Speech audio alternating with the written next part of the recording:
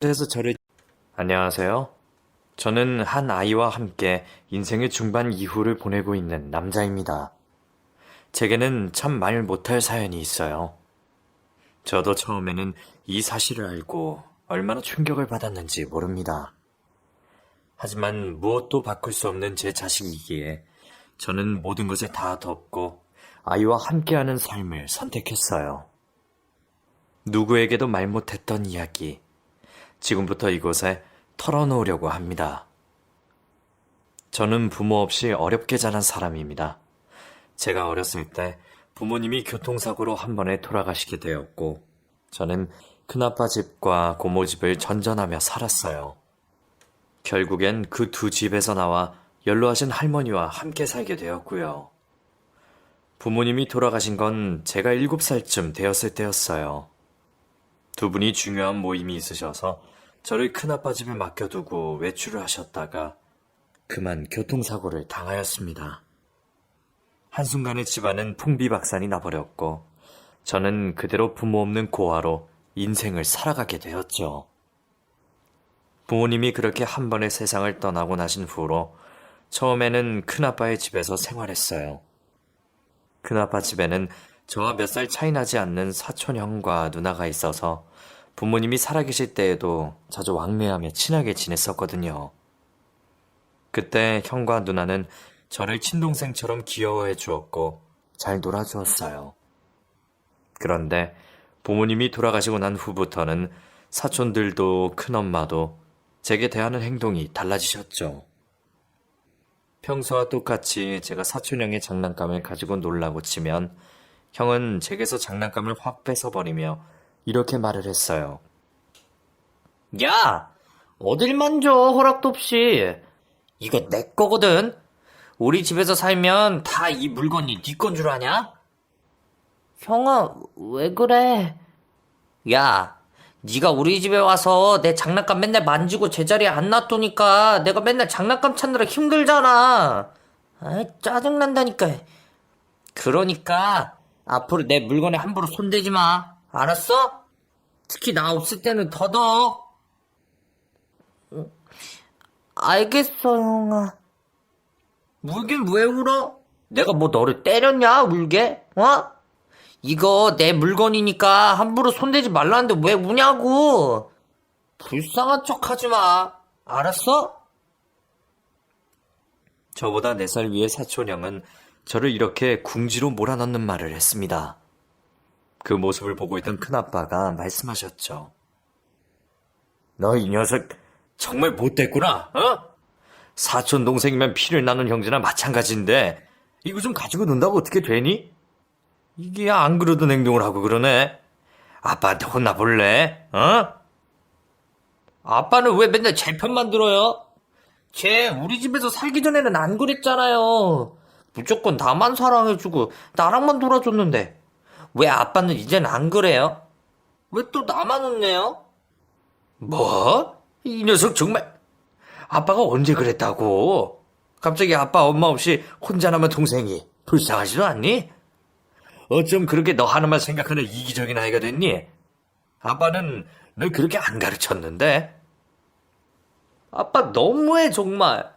또 동생 불쌍하다는 얘기. 왜 자꾸 동생만 생각하고 동생만 챙겨줘요? 아빠가 낳지도 않았으면서. 아빠가 낳은 사람은 나잖아요. 사촌형은 큰아빠에게 큰 소리로 대들었고 큰아빠는 화를 내시면서 사촌형의 등짝과 엉덩이를 때리셨습니다. 이 모든 일이 다 저 때문에 일어난 것만 같아 저는 방 한 구석에 들어가 아무 소리도 들리지 않게 엉엉 울고 있었어요. 아직 어린 나이였지만 그때 왜 그렇게 사람들이 하는 말에 귀를 기울이고 눈치를 보게 되었는지, 엄마 아빠가 이 세상에 없다는 것이 그렇게 서러운 일인지 처음 알게 되었던 순간입니다. 저는 그때부터 무슨 행동을 해도 자꾸만 사람들의 눈치를 보는 습관이 생긴 것 같아요. 집에서 밥을 먹을 때도 화장실을 갈 때도 말이죠. 특히나 아직 화장실의 뒤처리를 제대로 하지 못해서 큰엄마나 큰아빠한테 도움을 요청해야 했는데, 그래도 큰아빠가 계시면 좀 나았는데 큰엄마가 계실 때는 눈치를 보느라 너무 힘들었어요. 큰엄마는 원래는 굉장히 착하고 잘 챙겨주시는 스타일이셨는데 언젠가부터 제게 대하는 태도가 180도 달라진 걸 느꼈었답니다. 밥을 먹을 때나 과일 같은 걸 먹을 때에도 왠지 맛있는 반찬이 있으면 저한테서 멀리 떨어진 곳에 놓고 그러셨어요. 일부러인지 아닌지는 모르겠지만 어린 저는 그 반찬이 손에 닿지도 않았고 저를 위해 작게 잘라주지도 않으셨기 때문에 먹기가 힘들었었답니다. 어린 마음에 엄청나게 먹고 싶었지만 형과 누나가 먹는 모습만 보고 다른 반찬만 열심히 먹었죠. 제가 유일하게 기댈 수 있는 사람은 큰아빠 뿐이었어요. 큰아빠가 일찍 퇴근하시기만을 기다렸고 큰아빠가 오시면 그나마 편안하게 있을 수가 있었습니다. 아빠, 엄마를 한순간에 잃은 제게 기댈 곳은 오로지 큰아빠 한 사람밖에 없었거든요. 밤에 잠도 잘 못 자고 뒤척이고 있을 때 따뜻하게 오셔서 저를 안아주시며 하신 말씀이 아직도 생생하게 기억이 납니다. 우리 상준이 엄마 아빠 보고 싶구나? 네, 큰아빠. 너무 보고 싶어요. 그래, 그래. 얼마나 보고 싶겠니? 우리 상준이, 우리 예쁜 상준이. 하늘에서 부모님도 너를 많이 안아주고 싶으실 거야. 지금도 아마 너의 모습을 내려다보고 계실걸? 엄마 아빠 생각하면서 잠을 잘 자고 있으면 상준이가 자고 있을 때 엄마 아빠가 하늘나라에서 내려오셔서 몰래 안아주고 가신단다. 그런데 잠을 안 자고 있으면 엄마 아빠가 내려오질 못해. 그게 하늘의 법칙이야. 정말요? 그럼 내가 잠을 자면 진짜 엄마 아빠가 나 안아주러 내려오세요? 그럼 진짜지. 큰아빠가 왜 거짓말을 하겠어? 그러니까 상준이가 잠을 잘 자고 있어야겠지? 지금 하늘나라에서 상준이가 깊이 잠들 시간만을 기다리고 계실 거야. 그러니까 엄마 아빠 만나러 얼른 잠을 자자. 어? 큰아빠가 이렇게 꼭 안아줄 테니까 이리 와. 큰아빠, 나 그럼 얼른 빨리 잘래요. 빨리 자서 엄마 아빠가 나 안아줄 수 있도록 할래요. 그래, 우리 상준이. 우리 아가, 얼른 자자. 그날 밤, 저는 정말 거짓말처럼 꿈속에서 엄마 아빠를 만났고, 저를 꼭 안아주시며 뽀뽀해주는 감촉을 현실처럼 느낄 수가 있었습니다. 정말 부모님이 하늘에서 저를 지켜보고 계시는 줄 알고, 그날 이후부터는 최대한 잠을 잘 들 수 있도록 노력하고 또 노력했어요. 큰아빠는 제게 항상 그런 큰 나무 같은 존재가 되어 주었습니다. 저를 양육하는 문제로 큰엄마와 싸우고 사촌 누나와 형에게서 질투의 말도 들으셨지만 큰아빠는 항상 제 편이셨어요.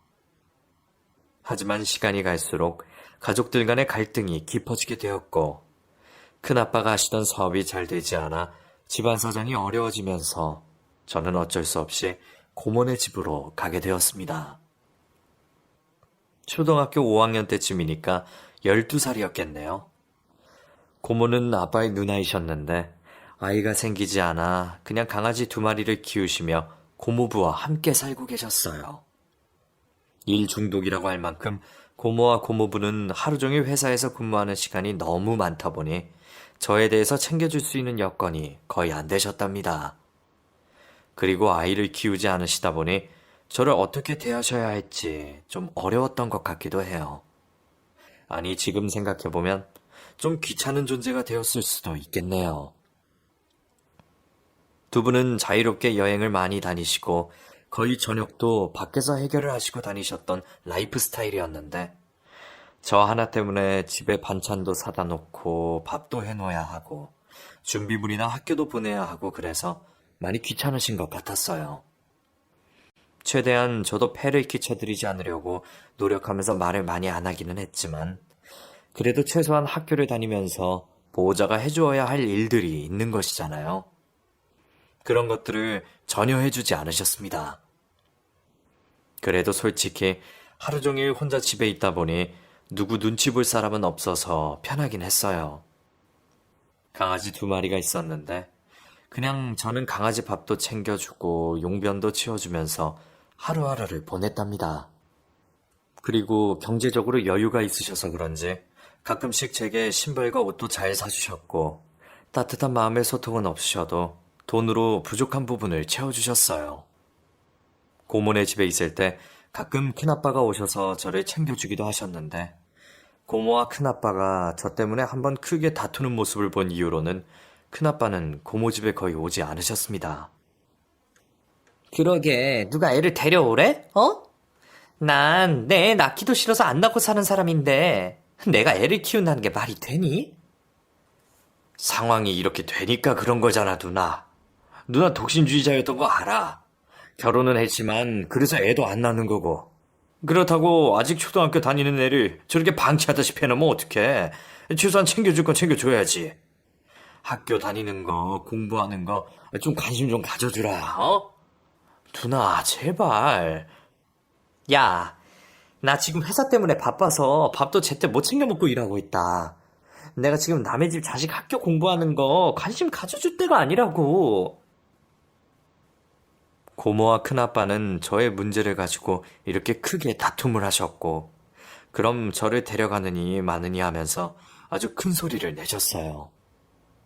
화가 난 큰아빠는 자신의 경제적 상황을 비관하시며 그대로 나가버리시고는 가끔 제게 문자만 보내주시고 저를 보러 오지는 않으시더군요.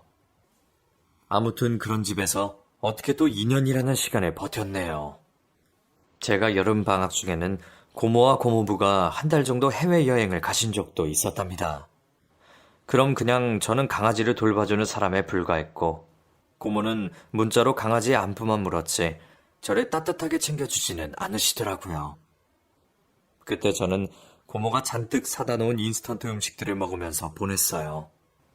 전자레인지에 돌려서 밥도 먹고 카레와 짜장도 비벼 먹고요. 그리고 가끔은 혼자 집 근처 식당에 가서 밥을 사 먹기도 했고, 때로는 PC방에서 라면과 핫도그로 끼니를 때운 적도 있었습니다. 돈이 부족하진 않아서 밥은 먹고 다녔지만 아무도 없는 집에서 그렇게 오랜 시간을 보내다 보니 저는 무척이나 힘들고 외로웠어요. 고모가 알려준 대로 세탁기도 돌려보고 청소기도 돌려보고 했는데 그때 왜 그렇게 눈물이 나던지. 하루는 열이 너무 많이 났는데 어디 하나 도움을 청할 곳도 없어서 혼자 끙끙 앓았던 적도 있었습니다. 그냥 침대에서 하루 종일 울기만 했던 것 같아요. 용기를 내서 큰아빠한테 문자를 보내보았지만 큰아빠는 일 때문에 지방에 멀리 가 계신다는 말씀만 하실 뿐이었죠. 그리고 시간이 좀 지나 고모와 고모부가 해외로 이민을 가시게 되면서 저는 또 한 번 다른 집으로 가게 되었습니다. 바로 연로하신 할머니의 집이었는데요. 연세가 좀 많으시고 혼자 살고 계시는 할머니 집에 가서 저는 할머니와 함께 오손도손 살게 됩니다. 큰아빠와 고모 집을 거쳐 할머니 집에 가게 되었는데 사실 저는 이때가 가장 좋았던 것 같아요. 할머니 몸이 불편하셔서 제가 밥도 차려드리고 집안일도 도와드려야 했지만 정말 진짜 사랑이 이런 것이라는 것을 아주 많이 느꼈답니다. 할머니는 특히 저를 보면서 그렇게 많이 우셨어요. 하긴 지금 생각해보면 먼저 자식을 앞세워 보낸 엄마의 마음이 오죽했겠어요. 더군다나 그 자식을 이렇게 곁에서 보면 계속 생각이 나니까 더욱 그러했던 것 같았어요. 할머니는 제가 밥 먹는 모습만 봐도 눈물을 흘리시며 이렇게 말씀하셨어요. 네 애비가 이 모습을 보면 얼마나 좋았을꼬. 무정한 놈. 아이고 못된 놈. 할머니, 또 왜 우세요? 아빠가 뭐가 못된 놈이에요. 얼른 진지 드세요. 못된 놈이지. 최고 불효자예요. 이 세상 제일 불효자. 이 애미 마음을 이렇게 아프게 하는 놈이 불효자지. 아이고, 우리 아들. 뭐가 그리 바쁘다고 그리 젊은 나이에 먼저 가. 먼저 가기. 그러지 마세요, 할머니. 아빠, 엄마도 그러고 싶어서 그런 거 아니잖아요. 얼른 진지 잡수세요, 얼른. 우리 강아지. 우리 강아지는 내가 무슨 일이 있어도 꼭 지켜줄 거야. 어? 그러니까 꼭 오래오래 건강하게 그렇게 살아야 한다. 알겠지, 내 새끼? 할머니는 먼저 간 자식이 그리워 늘 이렇게 눈물을 흘리시곤 하셨답니다. 정이 많은 할머니와 함께 사는 시간이 제게는 뭔가 인생을 다시 되돌아보는 시기가 되었고, 가족에 대한 소중함을 일깨워주는 시간이 되었던 것 같습니다. 나이는 어렸지만 남들 눈치 보며 살다 보니 철이 일찍 들었는지 인생에 대해서 참 여러 가지를 깨닫게 되었네요. 그렇게 시간이 흘러 저는 열심히 공부를 했고, 다행히 해외에 나가신 고모가 경제적으로 도와주신 덕분에 대학교도 입학할 수 있었어요. 대학교에 가서는 알바도 열심히 하고 공부도 열심히 해서 스스로 모든 생활을 다 하긴 했지만요. 그리고 연로하신 할머니는 제가 대학교 때 세상을 떠나게 되십니다. 저는 그렇게 세상에서 저를 사랑해 주시던 분들을 잃고 참 외롭게 살았어요. 그래서 그런지 사람의 정이라는 것을 굉장히 중요하게 생각하며 생활했고, 여자친구가 생기면 마음과 마음을 다해서 많이 아껴주고 챙겨주었답니다. 열심히 노력해서 꽤 좋은 직장에도 취직을 하고 한 여자를 만나게 되어 저는 결혼이라는 것을 하게 되었어요. 여자친구는 아버지가 돌아가시고 홀어머니와 함께 살고 있었는데, 아무래도 저의 아픔에 대해서 잘 이해해 주어서 더욱 공감대가 많이 형성되었던 것 같아요. 더욱이 남들이 부러워할 만큼 외모도 예뻤고 자신을 잘 가꿀 줄 아는 여자였기에 저는 세상을 다 얻은 것 마냥 행복한 남편이 되었다고 생각했었습니다. 신혼생활은 정말 너무나 달콤했죠. 누구나 결혼을 하면 이런 생활을 한다는 것이 신기할 정도로 너무 좋았답니다. 워낙 어린 시절 부모님을 잃고 눈칫밥을 먹으며 살았기에 이렇게 행복한 날이 있었나 싶을 정도였어요. 그런데 저희 부부에게는 말 못할 고민이 하나 있었어요. 결혼을 한 이후에 따로 피임을 하지 않았는데도 아이가 생기지 않더라고요. 저는 워낙 외로운 삶이었기에 자식들을 최대한 많이 낳아서 북적북적하게 살고 싶었는데 임신 자체가 되지를 않아서 마음이 좀 좋지 않았습니다. 결혼 후 3년 동안이나 아이가 생기지 않자 저희는 불임센터를 찾았고, 그곳에서 임신이 조금 힘든 케이스라는 말도 들었어요. 하지만 절대 불임은 아니고 난임이라고 하면서 이 정도 난임은 현대인들에게 많이 나타난다고 하시면서 노력하면 충분히 임신할 수 있다고 하시더라고요. 그 당시 아내도 난소에 작은 부록이 있어서 제거하는 수술을 했고, 저도 정자활동 능력이 낮다고 해서 술을 자제하고 운동을 하면서 건강을 찾으려고 노력을 많이 했습니다. 그래도 임신이라는 것이 참 쉽지는 않았기에 저희는 유명하다고 하는 곳을 찾아 전국을 돌아다녔어요. 누가 어디 한의원에 가서 한약을 먹었더니 임신이 되었더라 하면 차를 타고 몇 시간이나 가서 그곳에서 한약을 지어서 먹었고, 또 어디 병원에 가서 배란 주사도 맞고 하면 결과가 좋았다고 하면 또 그곳을 찾아가서 열심히 노력했고요. 돈도 돈이지만 시간과 정성을 다해서 5만 가지 일을 다 찾아보았는데도 아이는 생기지 않았습니다. 길거리에 지나가는 임산부들을 볼 때면 저와 아내의 눈길은 오로지 그쪽으로 쏠릴 수밖에 없었어요. 안 보려고 했지만 그냥 눈이 가는 건 어쩔 수 없더군요.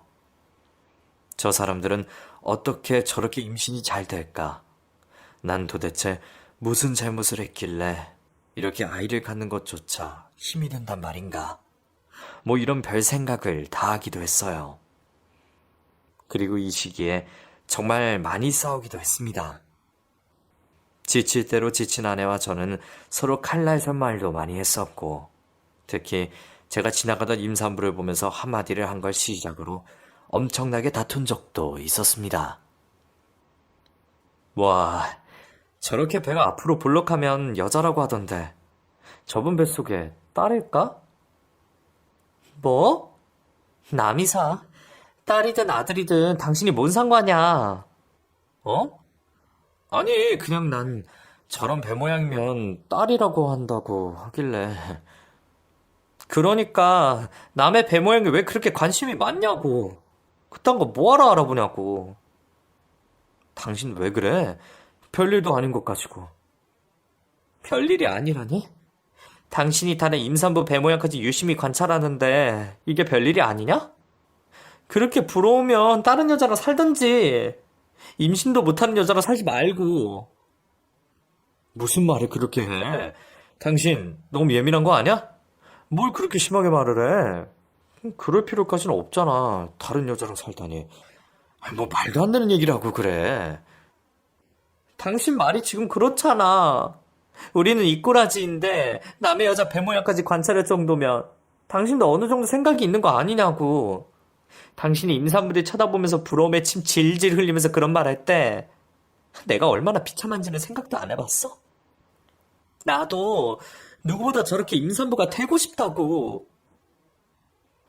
아내는 제게 울부짖으며 화를 냈습니다. 자신의 상황이 얼마나 비참한 줄 아느냐고 말을 하는데 차마 저도 할 말이 없더군요. 그렇게 저희는 서로가 너무나 지쳐가고 있었어요. 시간이 갈수록 저희 부부는 점점 더 지쳐가면서 서로에게 실증 같은 것을 느끼고 있었던 것 같습니다. 하긴 결혼을 하고 간절히 아이를 바라지만 10년이 훌쩍 넘기도록 아이가 생기지 않으면 어느 부부나 지쳐가긴 할 거예요. 인공수정부터 시작해서 많은 노력을 했지만 번번이 실패를 했고 이제는 서로 잠자리도 잘 하지 않을 정도로 지쳐가고 있었습니다. 뭐 솔직히 말해서 아내가 하도 예민하게 반응하고 비관적인 말을 많이 하다 보니 저도 좀 아내와의 잠자리를 피하게 되는 것 같더라고요. 그리고 더더욱 임신이 되는 날짜에 꼭 맞춰서 하려다 보니 이게 분위기와 그런 것은 상관없이 그냥 뭐 기계적으로 억지로 하게 되는 것 같아 그런 것도 좀 싫었고요. 또 아무리 그렇게 날짜를 맞추고 해도 결과가 나오지 않으니 자포자기한 심정도 들었던 것 같습니다. 그 시기에 아내는 회사에서 중요한 프로젝트가 있어서 워크숍이나 출장도 많고 같은 팀원들도 챙겨주어야 한다며 잦은 회식을 하기도 했어요. 바쁜 아내가 집에 없다 보니 저 역시도 늦게까지 술을 먹고 놀고 집에 잘 관심을 두지 않게 되더라고요. 아무튼 시간이 흘러 결혼한 지 15년 정도가 되어 갔을 때 정말 놀라운 일이 생겼습니다. 그토록 기다리고 또 기다렸던 임신 소식이 온 것이에요. 며칠 동안 아내가 몸살 기운이 있다며 회사도 빠지고 집에서 쉬길래 혹시나 하는 마음은 갖고 있었거든요. 근데 이런 저의 기대감은 항상 실망을 받기였기에 최대한 아무 기대를 하지 않으려고 노력하고 있었는데 아내의 임신 테스트기의 결과를 보고 저는 정말 너무 기쁜 마음에 환호성까지 질렀습니다. 나도 아빠다. 정말 우리 아이 생긴 거 맞지? 어? 두 줄이면 임신 맞지? 귀 따가워. 좀 조용히 해, 여보. 그래, 두 줄이면 임신이래. 여기 써있잖아. 정말 어떻게 이런 일이. 진짜 지난달에는 여보, 바빠서 딱 한 번밖에 안 한 것 같은데. 이렇게도 생기는구나, 어? 그렇게 노력해도 안 되더니, 이제서야 하늘에서 축복을 주셨어. 그래. 근데 나 노산이라서 걱정이 되기도 하다. 몸 관리 좀 잘해야겠어. 나 좀 쉴게, 여보. 그래, 쉬어야지. 얼른 누워. 아내의 임신 소식에 저는 세상을 다 얻은 것처럼 기뻤지만 웬일인지 아내는 저만큼 기뻐하지 않는 눈치더라고요. 임신하면 몸이 좋지 않다고 하더니 그래서 그런가 싶어서 그냥 넘겼습니다. 그런데 아내는 임신 기간에도 뭔가 근심이 가득한 사람처럼 보이더라고요. 저는 회사도 그만두고 집에서 아이의 태교에 집중하면서 조심하라고 말을 했지만 입덧도 심하면서 꾸역꾸역 회사를 다니는 아내가 조금 원망스럽기도 하더라고요. 결혼하고 15년 만에 얻은 아이를 혹시나 잃을까봐 정말 너무 걱정이 되었거든요. 그렇게 아내는 임신 8개월까지 회사를 다니다가 출산을 준비하게 되었고, 저 역시 온 집안을 화사하게 바꿔주며 곧 태어날 아이를 기다리고 있었습니다. 그동안 저희 부부가 열심히 회사를 다니며 모아둔 돈으로 집안 인테리어도 조금씩 바꾸고 아이 침대, 유모차, 욕조 등도 최고급 좋은 제품으로 싹 구비를 해놓았죠. 그리고 그렇게 아들이 제 품에 들어왔습니다. 아내가 아이를 낳는 날 제가 다 눈물을 흘리고 대성통곡을 할 만큼 기분이 좋고 감동적이었어요.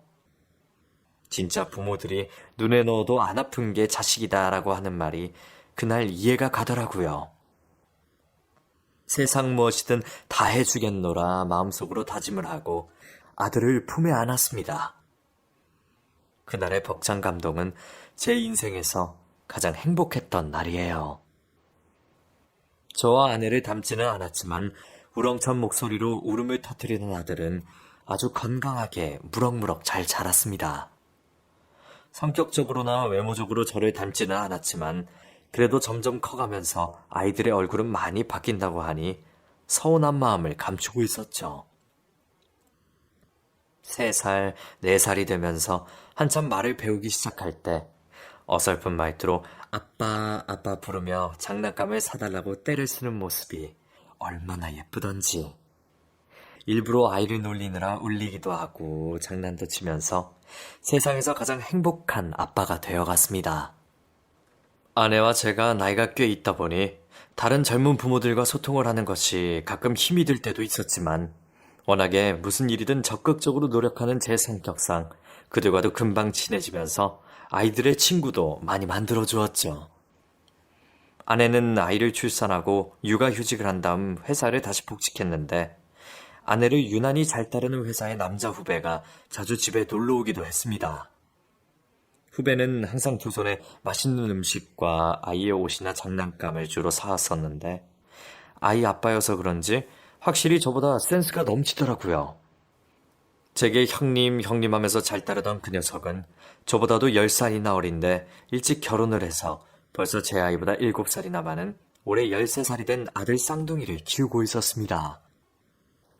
형님, 오늘도 왔습니다. 자, 이건 변신 로봇 자동차. 그리고 이건 왕자님이 입을 양복.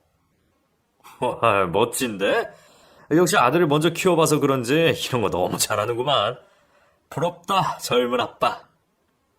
그렇죠 뭐. 이제 형님도 뭔가 조금씩 알아가실 거예요. 너무 부러워하지 마세요. 그런데 자네는 월급 받아서 맨날 이렇게 우리 집에 뭐 사들고 오면 어째? 아들 쌍둥이 학교도 들어갔고 외벌이라서 생활도 빠듯할 텐데.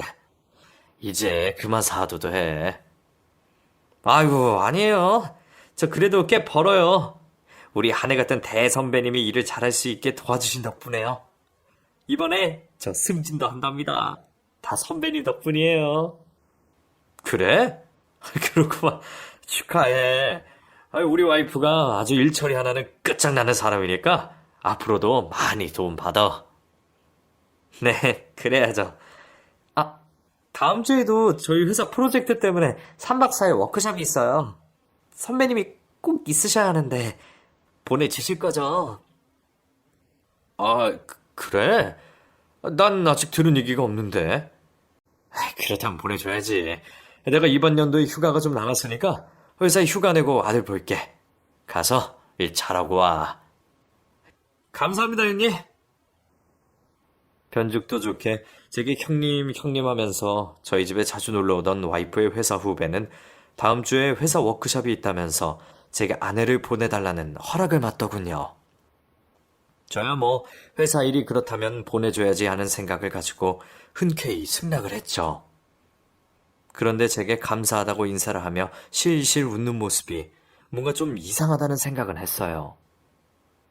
굳이 회사 워크숍을 가는데 이 후배가 제게 허락을 받고 좋아할 일은 아니잖아요. 그것도 남자 후배가 말이죠. 그리고 더 기분이 안 좋았던 건 그 남자 후배가 웃을 때마다 양쪽에 보조개가 들어가는데 그 모습이 제 아들과 똑같더라고요. 안 그래도 저를 닮지 않은 것 같아 서운한데 다른 남자를 닮은 것 같은 모습을 보니 썩 기분이 좋지 않았습니다. 별것 아니라면 아니겠지만 왠지 저는 그날의 이상한 기분을 잊을 수가 없더라고요. 그리고 다음 주가 되어 아내는 3박 4일 워크숍을 가게 되었고 저는 회사에 휴가를 내고 집에서 아이를 돌보게 되었습니다. 이런 시간이 많지 않을 것 같아 저는 아이와 최대한 많은 시간을 함께하고 싶었죠. 남들이 하는 것처럼 저도 아들과 단둘이 놀이공원에도 갔고 게임장에도 갔고 즉석 사진 찍는 곳에 가서 재밌는 가발을 쓰고 사진도 찍었어요. 그리고 멋진 추억 사진을 냉장고에도 걸어두고요. 어차피 아내도 집에 없고 심심하기도 해서 동네에서 친하게 지내는 아이 친구 아빠 2명을 집에 초대해서 다 함께 치킨에 맥주도 한잔 했습니다. 오랜만에 느껴보는 여유라서 그런지 기분이 몹시 좋더군요. 그런데 술자리가 계속되며 술이 좀 얼큰하게 취한 한 아빠가 제게 좀 이상한 말을 했어요. 저기 형님, 제가 술이 좀 취해서 하는 말인데요. 저기 형수님 단속 좀 잘하셔야 될 것 같아요. 뭐? 그게 무슨 말이야? 단속이라니? 아니 새파랗게 젊은 놈이랑 맨날 붙어 다니면서 밤이고 낮이고 막 눈꼴시럽더라고요. 아무리 친하다고 해도 남자 여잔데 그렇게 붙어 있으면 돼요? 나 솔직히 저번에 술 먹고 대리 타고 새벽에 집에 들어오는데 둘이 여기 주차장에서 한번 봤어요. 아, 회사 후배. 야, 워낙에 와이프가 일을 잘하니까 도움 받으려는 회사 후배들이 많아. 회식하고 늦게 온다고 하더니 그날 봤구만. 나도 잘하는 후배야. 잘하는 후배가 그래요? 아휴, 내가 말을 안 해서 그러지. 참, 보조개 쏙 들어간 그 기집애 같이 생긴 놈? 아우, 진짜 밥맛이야. 우리 형님, 아무튼 형수님 좀 잘 단속하세요. 자네 많이 취한 것 같아. 이제 그만하자. 알았으니까. 제게 아내 단속을 좀 하라고 하면서 뭔가 말을 할 듯 말 듯 하더라고요. 보조개가 쏙 들어간 그 놈이랑 붙어 다닌다고 하면서요. 안 그래도 그 후배가 마음에 들지 않고 기분이 좋지 않았던 상황이었는데 그런 말까지 들으니 더 기분이 좋지 않더라고요. 도대체 그 새벽에 둘이 차 안에서 뭔 짓을 했기에 그런 말을 하나 싶기도 하고 저희 집에 그렇게 들락날락하면서 챙겨주는 꼬락서니도 별로 보기 좋지 않고 암튼 그랬습니다. 그렇게 아내는 워크숍을 마치고 돌아왔고 그 후로도 몇 번 그렇게 워크숍이나 출장 등을 자주 다니며 회사 일에 집중하고 있었어요. 남부러울 것 없이 아들 하나 잘 키우자는 마음으로 저는 아이에게 모든 것을 다 해주며 아이를 세상에서 가장 소중한 사람으로 만들려고 노력했죠. 가끔 이런 부분들 때문에 아내와 마찰이 생기기도 했지만 저의 아들에 대한 열성은 그 아무도 말리지 못했습니다. 저도 아마 부모님이 그때 돌아가시지 않았다면 이런 사랑을 듬뿍 받고 자라지 않았을까 하는 생각도 들면서 한편으로는 제 아들이 부럽기도 하더군요. 시간은 흘러 어느덧 아들은 중학교를 졸업할 나이가 되었습니다. 사랑받고 정이 넘치며 보조개가 쏙 들어간 제 아들은 많은 친구들에게 인기도 많았고 여자친구도 생길 만큼 괜찮은 남자로 성장하고 있었어요. 그런데 저는 한 가지 고민이 있었습니다. 시간이 갈수록 아이의 얼굴은 저와 점점 더 닮지 않게 변하더라고요. 다른 사람들을 보면 어디 내놓아도 아빠랑 아들인 줄 한눈에 알겠다고들 하면서 붕어빵이니 판박이니 하는 말을 하던데 저는 그 어디를 보아도 아들과 비슷한 구석이 하나도 없었지 말입니다.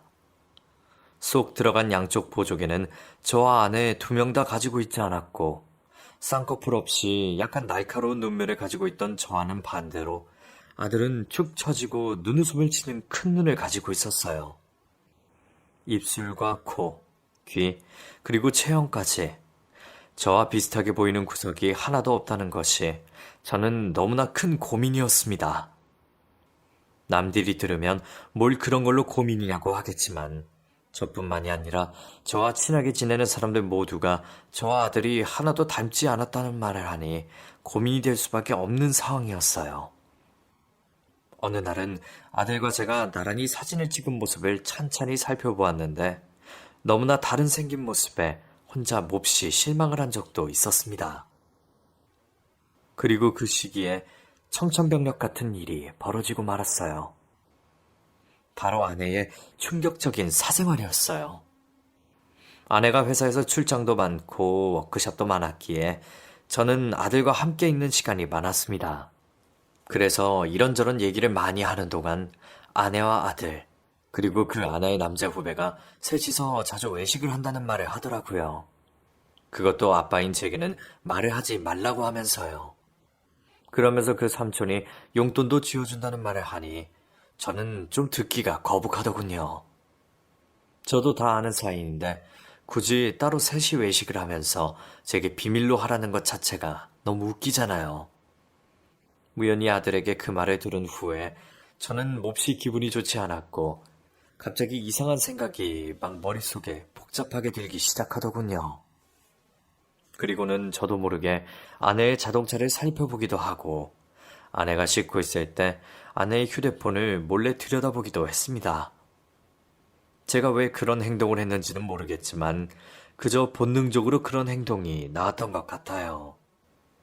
그리고 결정적으로 아내가 출장을 간다고 했을 때 제가 회사에 전화를 걸어 확인을 해본 적이 있었어요. 일부러 아내한테 몰래 파티를 해준다고 하면서 출장 간 지역을 물어보았죠. 저기, 안녕하세요. 혹시 이번에 제 아내가 출장 간 곳 숙소 어디인지 알 수 있을까요? 네? 출장이요? 팀장님 오늘 휴가 내신 건데 출장 없어요. 휴가요? 아, 그런가요? 출장이라고 들었던 것 같아서요. 아, 팀장님 오늘 내일 휴가 내셨는데 올해 연차를 다 쓰셔서 내년 것까지 당겨서 쓰셨어요? 아마 이제 내년 것도 거의 다 없으실걸요? 아, 그렇군요. 저기, 저 그럼 혹시 거기 박민호 대리는 자리에 있을까요? 아, 박 대리님은 오늘 몸이 편찮으셔서 결근하셨어요. 뭐, 말씀 전해드릴까요? 놀랍게도 아내와 그 남자 후배는 둘 다 회사에 나오지 않았고, 출장이라는 말은 거짓말이라는 것을 알게 되었습니다. 그리고 그날 이후 저는 아내의 모든 행동을 유심히 관찰하게 되었고, 태연하게 거짓말을 하는 아내의 모습을 보고 뭔가가 분명히 있다는 생각까지 하게 되었죠. 저는 아무것도 모르는 척 하면서 일부러 아내를 떠보았고, 심지어 아내의 자동차 안에 작은 소형 녹음기까지 설치해 두었습니다. 그리고 며칠 뒤 꺼내본 녹음기에서는 충격적인 말들이 오가더군요. 자기, 아주 힘도 좋아. 역시 젊은 남자가 최고야. 그러게. 아직 그 영감탱이는 눈치 못 챘지? 멍청한 영감탱이. 누가 아들인 줄도 모르고 아주 돈을 처바르고 있더만. 나야 뭐 고맙지. 근데 너랑 너무 똑같이 생겨서 큰일이야. 아주 클수록 그렇게 똑같아지냐? 안 그래? 나야 뭐 눈코리 다 고쳤으니 지금의 나 안 닮은 거야 당연하겠지만 말이야. 니네 마누라한테도 걸리지 않게 항상 조심해. 우리 비밀 핸드폰도 잘 챙기고 다니고. 특히 술 취해서 막 그 핸드폰 대충대충 챙기지 말고. 알았지? 알았어. 자기나 잘해. 내 걱정 말고. 제 아내라는 사람이 맞나 싶을 정도로 과도한 애정 표현을 하고 있는 목소리를 듣고는 경악을 금치 못했습니다. 아들에 대한 얘기가 나오는 순간 온몸이 바들바들 떨리는데 순간 저도 모르게 바지에 찔끔 소변이 나와버릴 정도로 소름이 끼쳤어요. 지금 제 귓속에 들리는 이 말이 진짜인지 아닌지 의심까지 들었고, 이 모든 게 현실이 아니라 꿈이라는 생각을 하면서 아주 세게 제 허벅지를 꼬집기도 했죠. 고개를 저으며 아닐 거야, 아닐 거야. 속으로 아무리 외쳐보아도 현실을 부정할 수는 없었습니다. 아내와 저를 전혀 닮지 않은 아들이었지만 그래도 이렇게까지 막장 드라마를 찍었을 줄은 상상도 하지 못했기에 어떻게 해야 할지 정말 눈앞이 막막하더군요. 아무것도 모르는 아들은 학교에 다녀와서 제게 사고 싶은 운동화가 있다고 사랑스럽게 제게 문자를 보냈는데 그 문자에 답을 차마 하지도 못하고 손만 벌벌 떨고 있었어요. 그리고 정말 그렇게까지 하고 싶지는 않았지만 저는 집에서 아들과 저 그리고 아내의 칫솔 모두를 챙겨 유전자 검사를 하는 곳을 찾아갔습니다. 어떤 마음으로 그랬는지는 모르겠지만 일단 그 사실을 확인을 해야 했어요. 그리고 그날부터 그토록 사랑하던 아들이지만 아내의 그 남자의 음성을 들은 후에는 이상하게 아들의 얼굴을 쳐다보지도 못하겠더라고요. 갑자기 변한 아빠의 태도에 당황하는 아들이 자꾸만 제게 전화를 하고 메시지를 보냈는데 그냥 하염없이 눈물만 흐르고 어떻게 해야 할지 답이 나오지 않더라고요. 그리고 드디어 유전자 검사 결과가 나왔고 저는 그 서류를 들고 하루 종일 아무 일도 할 수가 없었습니다. 굳게 닫혀진 서류를 펼쳐보지도 않고 그냥 무작정 차를 끌고 어디론가 달려갔죠. 목적지도 없이 머나먼 길을 달리고 또 달리다 보니 한적한 시골 마을이 나오더군요. 저는 이곳에서 조심스럽게 서류 봉투를 열어보았고 그곳에는 저는 아들과 불일치, 아내와 아들은 일치라는 결과지를 보았습니다. 그때 그 짧은 순간에 제 머릿속에는 파노라마처럼 지난 일들이 스쳐 지나가더군요. 결혼하고 15년 만에 임신을 하게 된 순간, 아이가 태어나 제 품에 안기던 그 가슴 벅찬 순간, 돌잔치대 앉아있던 아들이 앞으로 고꾸라져서 돌상에 있던 음식이 다 엎어져 버린 순간들, 그리고 제 품에 안겨 새근새근 잠들어 있던 아들의 모습들, 그냥 이런저런 순간들이 제 머릿속을 스쳐 지나갔습니다. 한동안 멍하니 그 서류만 손에 든 채 울고만 있었어요. 그때 아주 추운 겨울이었는데 제가 그렇게 차 안에서 혼자서 울다가 잠이 들어버렸는데 깨어나 보니 동네 작은 병원에 있더군요. 아마 차 안에서 히터도 안 켜고 있다가 동상에 걸려 기절을 했었나 보더라고요. 마음씨 좋은 동네 할아버지가 저를 발견하고 경찰에 불러주셨고 저는 그대로 병원에 입원하게 되었었나 봅니다. 깨어난 순간 제가 가장 먼저 들었던 생각은 바로 아들이었어요. 제 아들이요. 누가 뭐라 해도 제 아들 말입니다. 그리고 저는 미친 듯이 집으로 향했어요. 제 아들을 지키기 위해서 저는 아무것도 보이지 않았죠. 그대로 아들을 향해 달려갔고 집으로 가자마자 아들의 짐을 싸서 아들의 학교 앞으로 갔습니다. 외박을 하고 온 저는 보고 놀라서 아빠 하고 부르며 뛰어오는 아들을 저는 와락 껴안았어요. 그리고 그 무엇과도 바꿀 수 없는 존재가 바로 이 아이라는 생각이 들었죠. 감히 어떻게 다른 무엇과 바꿀 수가 있겠어요. 핏줄이 안 섞였다고 아들이 아닙니까? 이미 이 아이는 제 몸과 마음의 전체가 되어버렸습니다. 아빠 왜 그래? 무슨 일 있어? 어제 왜 집에 안 왔어요? 얼마나 걱정했는데 핸드폰도 꺼놓고. 우리 아들 맞지? 너 아빠 아들 맞지? 어? 그럼 아빠 아들이지. 그럼 내가 누구 아들이야?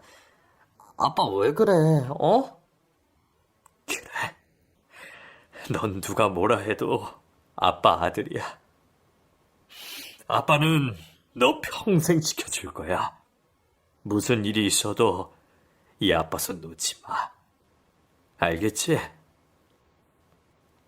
저는 그렇게 제 목숨보다 소중한 아들을 데리고 그대로 도주했습니다. 도주라는 표현이 맞는지 모르겠지만 아내라고 부르던 그 사람의 곁에서 이 아들을 지켜주고 싶었어요. 더 이상 사람같이 생각도 들지 않는 그 년놈들 곁에 제 소중한 아들을 둘 수는 없었습니다. 그동안 저라는 사람을 완전히 바보로 만들고 농락한 그들을 용서할 순 없었지만 제가 그 사실을 모두 까발리고 나면 아들이 받을 상처가 너무 클 것 같아서 차마 그렇게까지 할 수는 없었어요. 그리고 최대한 제 사랑하는 아들을 지키기 위해서 그들에게서 멀리 떠나는 선택을 할 수밖에 없었죠. 제 마음을 이해하시려나 모르겠어요. 하늘에 계신 저희 부모님이 보신다면 이런 상황에서 어떻게 하라고 하셨을까요? 제 핏줄이 아니니까 그냥 모른 척 하라고 하셨을까요? 아닐 거예요. 저는 큰아버지 댁과 고모 댁에 얹혀 살면서 많은 것을 느꼈습니다. 제가 나중에 혹시 이런 상황에 오게 된다면 절대로 이 아이를 눈치 보게 하지 말자. 진심을 다해 아껴주자라는 생각을 했었거든요.